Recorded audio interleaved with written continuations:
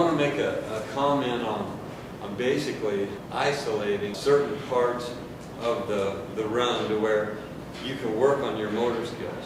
Like, for instance, like when you're having to come out of the box and work on your swing and go ahead and rope the steer, dally, handle the steer. And what's going on is like you've got your roping going on and you've got your riding going on. And years ago I did a lot of schools with Jake Barnes, and it was kind of funny because Jake said we'd be better off if God would have made us with two brains, one for our hands and one for our feet, but he didn't. And because of that, what's interesting is you have to sometimes focus on just your roping, and then sometimes you focus on just your feet.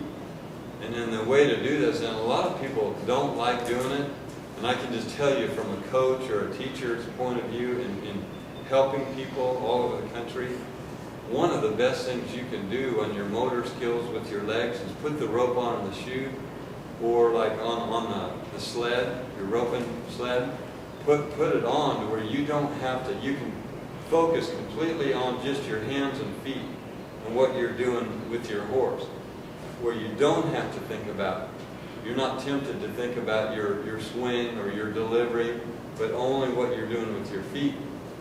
And the trick to this is, like, if you can isolate certain parts of your run, you can help yourself go to another level.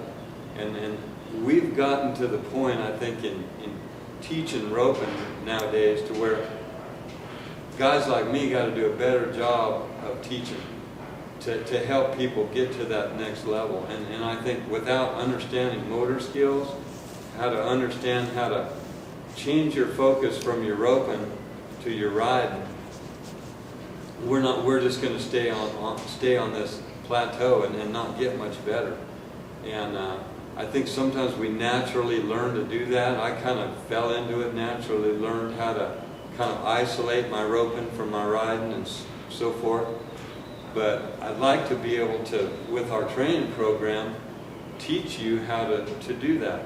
And for one, like I mentioned a minute ago, putting the rope on the chute will help you to totally focus on just what you're doing with your feet.